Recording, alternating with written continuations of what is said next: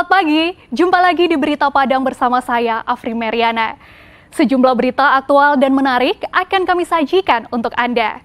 Berikut 3 berita utama pagi ini.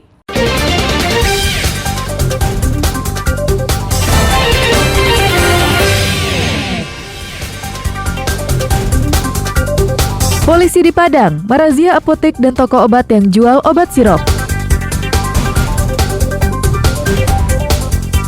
Berusaha kabur saat ditangkap petugas, tersangka curanmor di Kabupaten 50 Kota ditemukan lemas di hutan. Komunitas pecinta buru babi di Solo menggelar pacu anjing.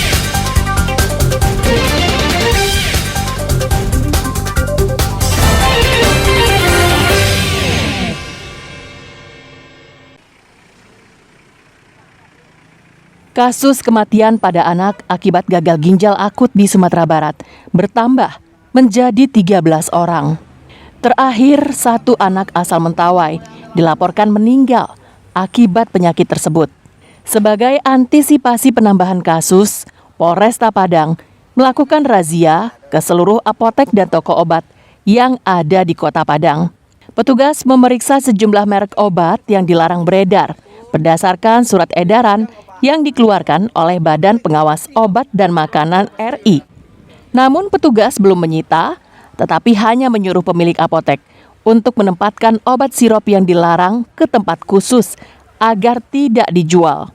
Apotek atau toko obat yang masih menjualnya diancam dengan sanksi penegakan hukum. Kita tahu wilayah Sumatera Barat mendapat korban terjadinya gagal ginjal akut pada anak ini sebanyak 13 orang yang sudah meninggal dunia.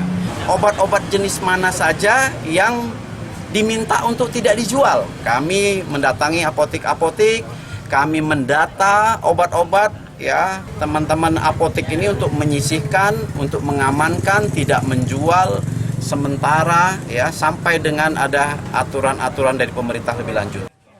Pemilik apotek dan toko obat pun mengaku mengalami penurunan omset hingga 70% setelah adanya kasus kematian akibat gagal ginjal akut misterius yang menyebabkan ketakutan di tengah masyarakat.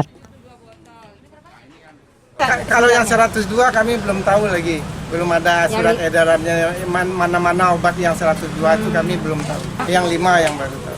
Kalau ada perintah penarikan kami balikkan, cuman penarikan dari sampai sekarang belum ada.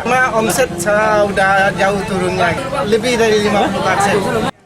Hasil kajian sementara, Kementerian Kesehatan menghentikan penjualan sejumlah obat sirup untuk anak yang diduga sebagai penyebab penyakit gagal ginjal akut. Obat tersebut mengandung etilen glikol yang melebihi ambang batas sehingga membahayakan ginjal anak. Alfi melaporkan dari Padang.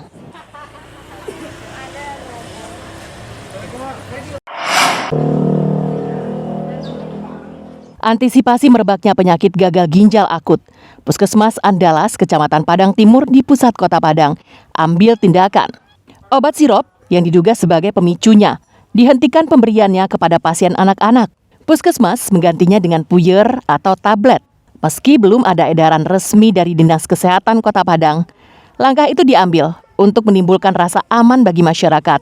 Saat ini, Badan Pengawasan Obat dan Makanan dan Kemenkes RI masih meneliti lebih lanjut terkait penyakit gagal ginjal akut tersebut.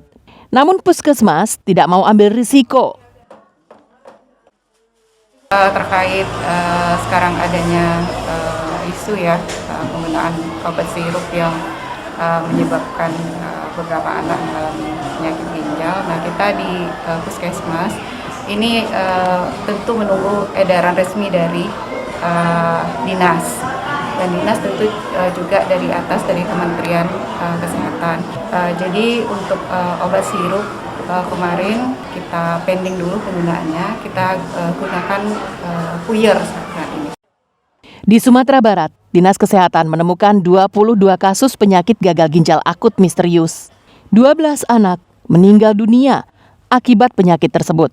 Hasil kajian sementara, obat sirup dengan kandungan etilen glikol yang melebihi ambang batas menjadi penyebabnya. Robiham melaporkan dari Padang.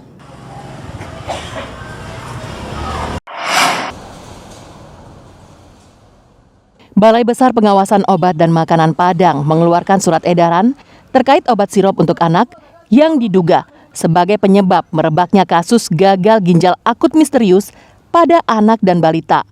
Surat edaran tersebut sudah sampai ke toko-toko obat dan apotek di Kota Padang, seperti di kawasan Pasar Tarandam ini.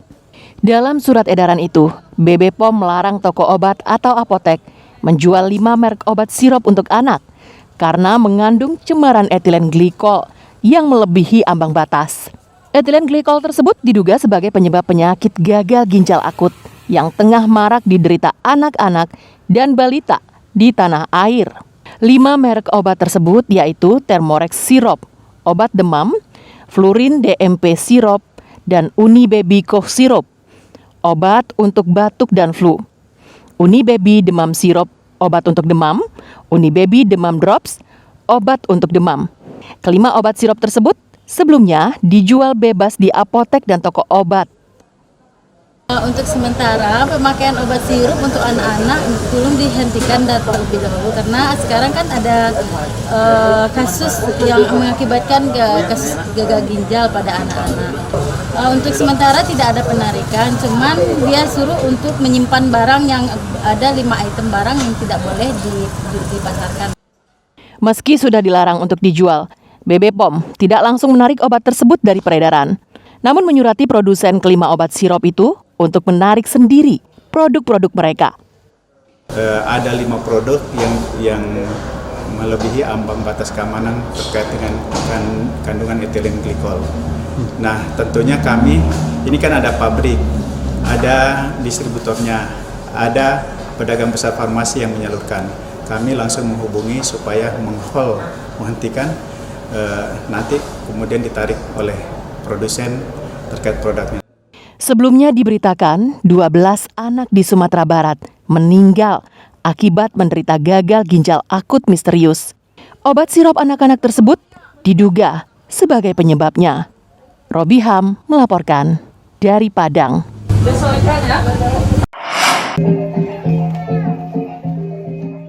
Di era digital, calon pekerja migran Indonesia dapat mencari peluang kerja ke luar negeri secara mandiri. Pasalnya, saat ini terdapat 3 negara penempatan yang difasilitasi Indonesia melalui program pekerja dengan keterampilan khusus atau SSW Jepang, program penempatan khusus di Taiwan, dan sistem penempatan satu kanal di Arab Saudi. Indonesia merupakan satu dari 8 negara yang menandatangani kerjasama tersebut selama 5 tahun. Hal itu disampaikan Direktur Sistem dan Strategi Penempatan dan Perlindungan Kawasan Amerika dan Pasifik Badan Perlindungan Pekerja Migran Indonesia di Aula Kantor Camat Ampek Koto, Kabupaten Agam. Program keahlian khusus Jepang salah satu penempatan yang membuka peluang kerja 70.000 orang per tahun. Hingga kini, Indonesia baru mengirim 5.000 orang. Peserta diedukasi tata cara penempatan hingga pergi ke luar negeri dengan aman. Minimnya informasi terkait peluang kerja ke luar negeri dipicu oleh berbagai alasan. Di antaranya ketakutan dan kekhawatiran keluarga terkait keamanan bekerja di luar negeri. Sebenarnya sangat besar ya. Dan sebagai contoh tadi untuk SSW masih dibutuhkan kurang lebih 70.000 orang, kita baru mengisi sekitar 5.000-an ya. Nah, sebenarnya peluangnya sangat besar, tinggal kemampuan dan kompetensi dari pekerja migran Indonesia sendiri apakah bisa mengisi peluang tersebut. Ada 8 negara yang memang diberi kesempatan untuk mengisi program SSW di Jepang. Ada 14 sektor sebetulnya ya, baik dia itu di tingkat industri maupun dia itu manajemen building dan sebagai caregiver ya. Dan juga di sektor pertanian kalau nggak salah. Pertama ya tentu bahasa, Yang kedua informasi itu tidak ada, petunjuknya itu tidak ada guideline-nya. Kalau sudah ada bahasa dan juga petunjuknya dan materi-materinya, insya Allah masyarakat akan mau gitu, akan berubah pola pikirnya. Yang kedua kalau untuk perempuan ya itu memang ada kebiasaan sekarang tidak mengizinkan perempuan ini. Tapi secara umum kita generasi muda banyak yang merantau atau keluar itu mendukung program ini. Data Badan Pusat Statistik Sumatera Barat tercatat 12.000 pengangguran di Kabupaten Agam atau 6,3% dari rata-rata nasional. Jumlah tersebut membludak karena dampak dari pandemi COVID-19. Dengan adanya sosialisasi dari BP2MI, diharapkan dapat menarik minat pencari kerja untuk merantau ke luar negeri. Dari rata-rata nasional memang di atasnya kita 6,2%, dan itu pada itu sesuai dengan sensus 2021. 2022 ini kita berusaha untuk menekan angka tersebut, gitu kan. Berapa jumlahnya Pak tahun kemarin Pak? 12.000. Calon pekerja migran Indonesia memiliki kesempatan besar mencari kerja ke luar negeri. 8 negara yang bekerja sama dan mengikuti program SSW, diantaranya Indonesia, Vietnam, Cina, Filipina, Thailand, Myanmar, dan Kamboja. Dina Amrina melaporkan dari Kabupaten Agam.